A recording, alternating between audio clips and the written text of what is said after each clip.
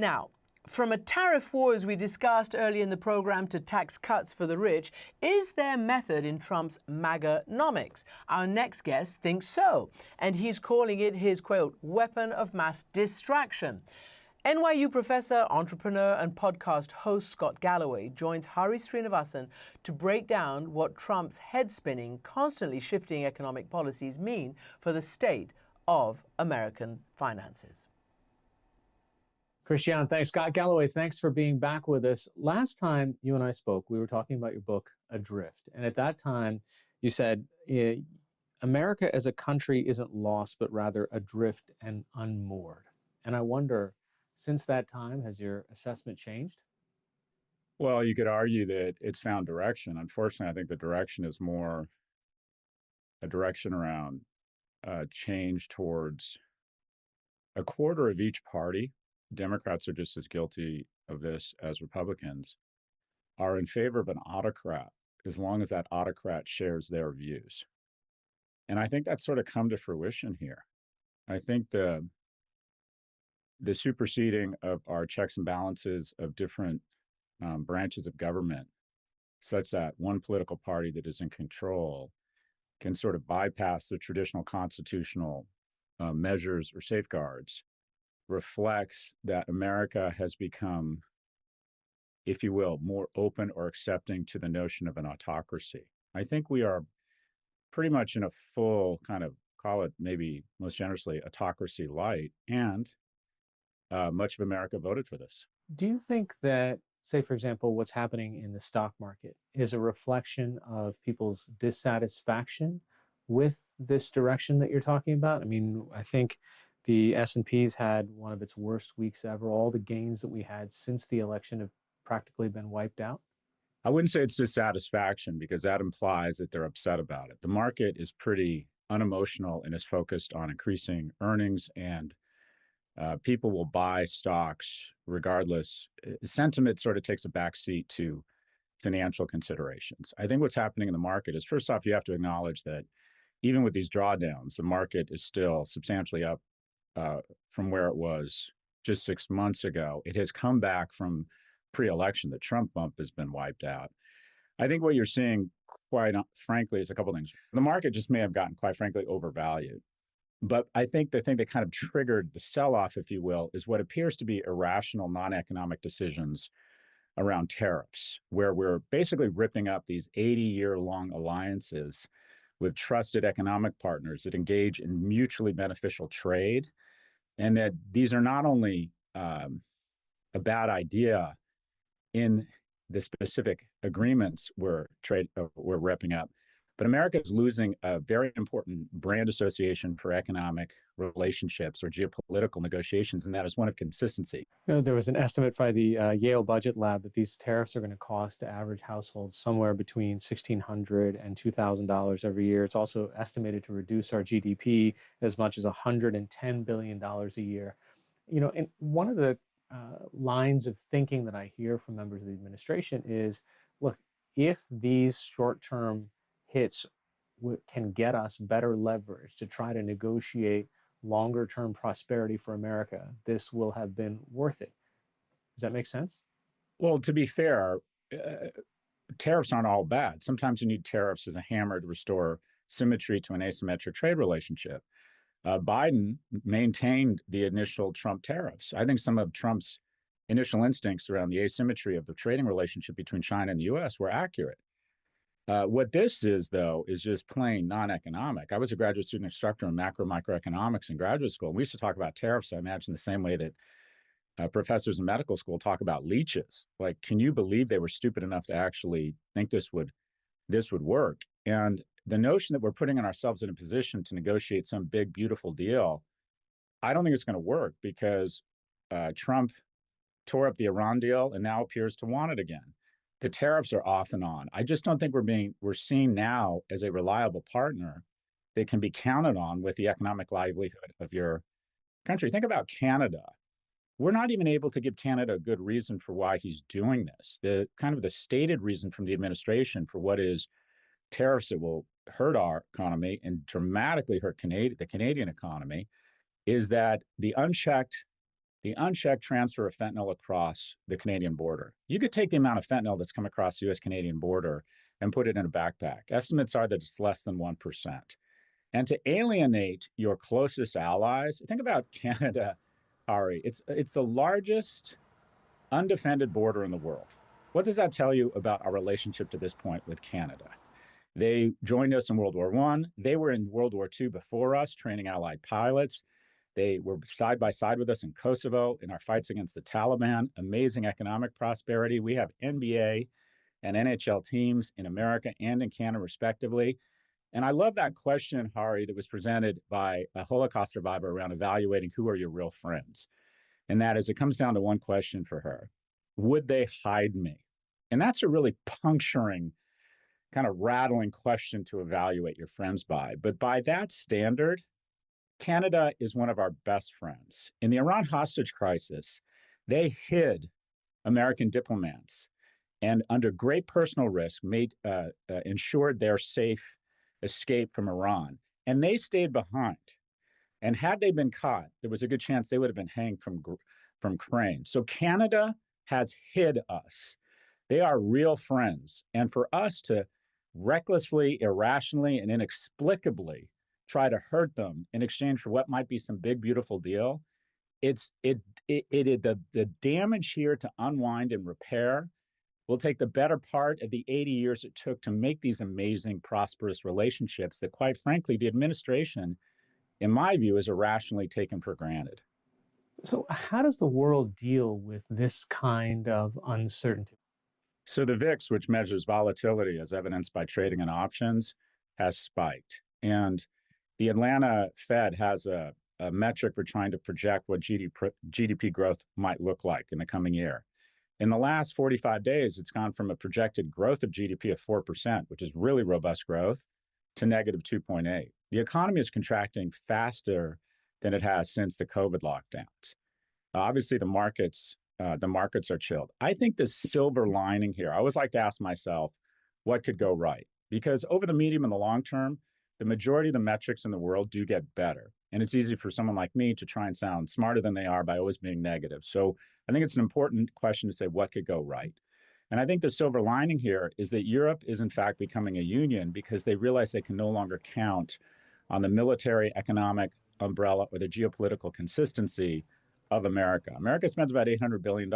NATO and all EU nations spend about $430 on the military. And quite frankly, they have gotten, I would call, lazy and expectant around the military umbrella being provided by the U.S. They now are convinced they can no longer count on the U.S. to be pro-democracy and make what are rational decisions and honor this kind of post-World War II order. They realize they can no longer count on or expect the military umbrella of the U.S. They will dramatically increase their spending on military, which I think will have stimulative and spillover effects. I think the silver lining here is that Europe is going to begin to command the space it occupies. Keep in mind the total GDP of European nations is 19 trillion. The GDP of Russia is 2 trillion. So there's no reason why Europe, if it gets its act together, shouldn't be able to push back and be a credible opposing threat to an economy that is, again, smaller than the size of Canada, Russia. You've been pointedly critical of Elon Musk in the past several months and really even a couple of years. But in light of the Department of Government Efficiency, I think there is a consensus that people on both sides of the aisle are interested in making government function better, making it more responsive and efficient.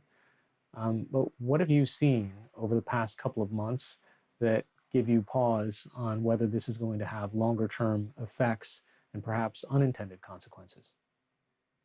Well, every administration from Clinton Gore has had some sort of task force to try and root out inefficiency, fraud, and waste.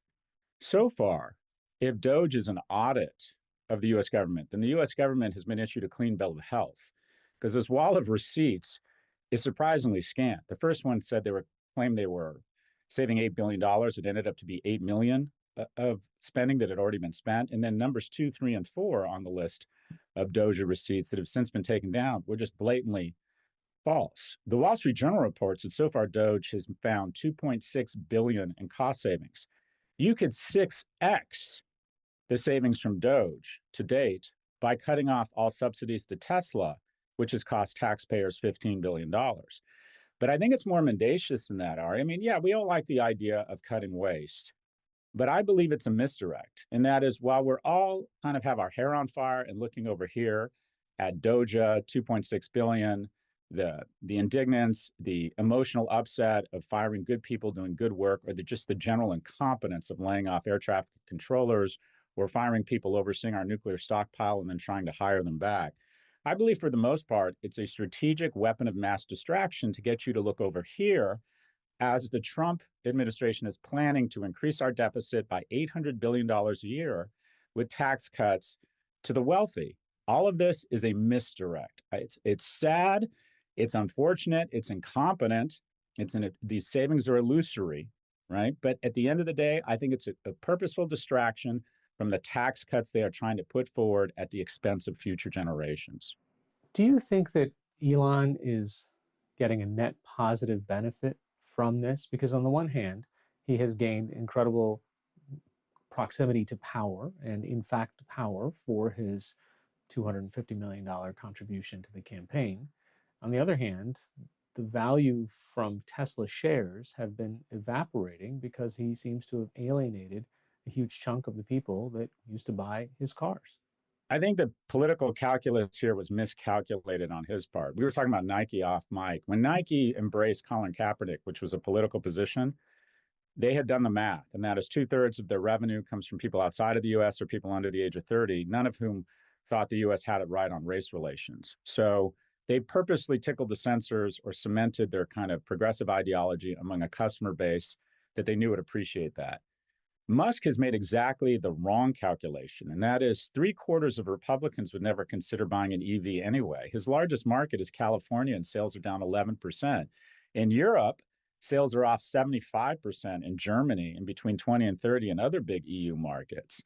So essentially, Tesla has shed 1/3 of its value in the last month. It's given back all of its gain since the Trump election. What is really going to hurt his pocketbook is that it has now jumped the lab and is now starting to infect SpaceX, specifically Starlink, who is seeing contracts being canceled by people ranging from Canada to Poland, is saying, we can't count on you for something as important as communications and battlefield communications technology. So they're reconsidering their Starlink contract. So I would argue the political calculus here from Mr. Musk was wildly inaccurate, and he is seeing a lot of his wealth evaporate because the negative associations of Musk are starting to infect not only the Tesla brand, but also the SpaceX brand. So I think it was an irrational decision from a purely economic standpoint. Here we were at the inauguration, and we saw lined up next to the president literally the who's who of technology and billionaires standing next to him. And I wonder, is this just business as usual? Or was it, is this different than what the Carnegies or the Rockefellers might have done 100 years ago? Is it just the optics that are different now? Or is there something more structurally more destructive? It's a fair question, because I think a lot of people on the right would maybe fairly say, look, we may be more transparent and brazen about it, but it's nothing that lobbyists and lawyers and the media have been doing for the left. They've just done it more quietly and elegantly. When the most powerful or wealthy tech executives in the world are all willing to be intimidated into donating to an inaugural campaign, which they didn't do in 2020, despite publicly stating their politics were more in line with Biden than Trump, when they're willing to be paraded around for the benefit of the Trump administration, you have what I'd call a domino of cowardice. And that is, they text my Pivot co-hosts that they hate themselves and that they hate showing up in the inauguration, and then they show up. And then that gives Linda Yaccarino, the CEO of X, the confidence to demand that an ad agency advertise on their platform, or they risk having their merger blocked by her buddy who has proximity to the president. What we don't want to acknowledge in America is that rights and democracy are now a function of how much money you have, full stop. The wealthy technocrats and the 0.1% feel as if, and quite frankly, it may be true, that they are protected by the law, but not bound by it. Whereas the rest of the 99% are bound by the law, but not protected by it. I wonder, getting back to those CEOs for a second, I wonder if they now or will always have a shield that says, hey, listen, I'm just doing what's right for my shareholders. This is my fiduciary responsibility. So I give $1 million to the campaign or to the inauguration. You know what? It could help our stock down the line. Or if I don't give the $1 million, it could certainly hurt my stock down the line. And that's, as CEO, that's who I'm supposed to be loyal to. I think that's a fair argument, Hari. But what I would ask is they don't ever use the term stakeholders again. Remember all this BS over the last 10 years where they start talking about stakeholders? Well, all right, the country, democracy, poor people, people who aren't politically connected, people who don't have stock options in Apple, the 99% that only own 10% of stocks. Are you supposed to also be representing them? Are you supposed to have some fidelity to the values, the rule of law, democracy, checks and balances that helped get you so rich in the first place? Because let me list all of the CEOs who have filled this leadership void and have said, I am more concerned about the long-term health of America and what it means for private and public companies, and I'm not going to engage in this sort of this kleptocracy. I'm not going to be an agent. So here are some of the CEOs who have filled this leadership void. Okay, list over. At some point, these people, many of whom talk about running for president, many of whom claim to be great Americans, many of whom constantly voice their gratitude for what is the best experiment and the best platform in the world for establishing economic security and rights. At some point, you'd like to think they're going to show some fidelity to the democracy and principles and rule of law and checks and balances that played a huge role in their wealth. But instead, they default to this, quite frankly, cold comfort of, well, I'm a fiduciary for shareholders. Let's be honest, just kiss his ass, give him $1 million and stay out of the crosshairs. Yeah, it's probably good in the short term. The question is, at what point does someone stand up and say, okay, I'm representing the bottom 99%, I'm representing democracy, and I'm representing what America is supposed to stand for, and paying it forward based on the incredible rule of law, democracy, fair competition that got me here in the first place. So I think the domino of cowardice here in the private sector is not only shocking, it's just very disappointing. Author and professor and podcast host of both Prof G and Pivot, Scott Galloway. Thanks so much for your time. Thank you, Hari. Always good to see you.